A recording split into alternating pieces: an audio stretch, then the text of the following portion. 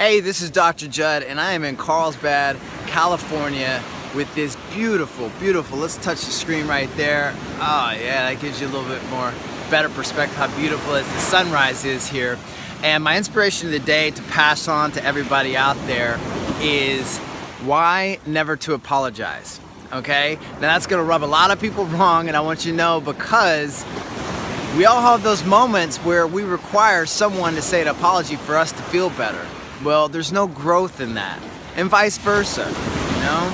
We get rubbed wrong, we don't like the way we feel, and we think that apology is gonna make everything better, and well, what can we do different, what can we do better is the main things to consider. And I'm gonna give you an example of it. I have a patient that I've been working with for quite some time, and he was in a new relationship and never really got the opportunity to try to put on this dynamic or this new work and play. So this is what this looks like.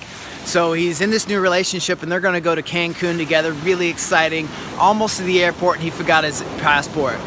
Oh no, right? He has to turn the car around. They, like, by some kind of miracle, running down the concourse, make the flight, dripping in sweat, and she is upset.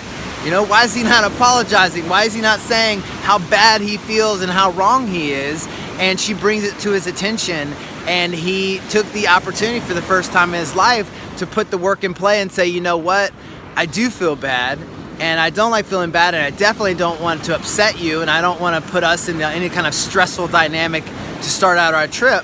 But I think an apology would not be able to give us any type of growth in this situation, because I allow myself to make mistakes, and I made a mistake, and this allows us an opportunity to see how we would do differently.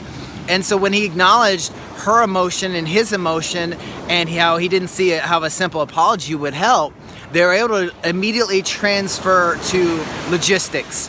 And that's, everybody that's in a relationship knows, there's always compromises and there's always logistics, and the emotions really get in the way of, you're wrong, I'm right, you gotta change for me to be okay. And the biggest thing to really make someone wrong is needing that apology.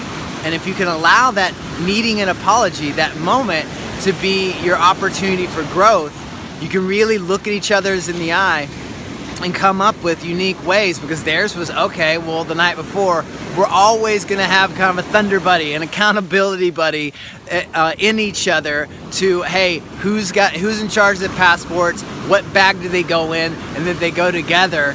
And from that point on, they knew, well, that's how we're gonna approach every dynamic in our life, and we're not gonna simply say an empty apology just to either make the other person feel better or try to make ourselves feel better because we feel we've definitely hurt the other person's feelings or they're upset.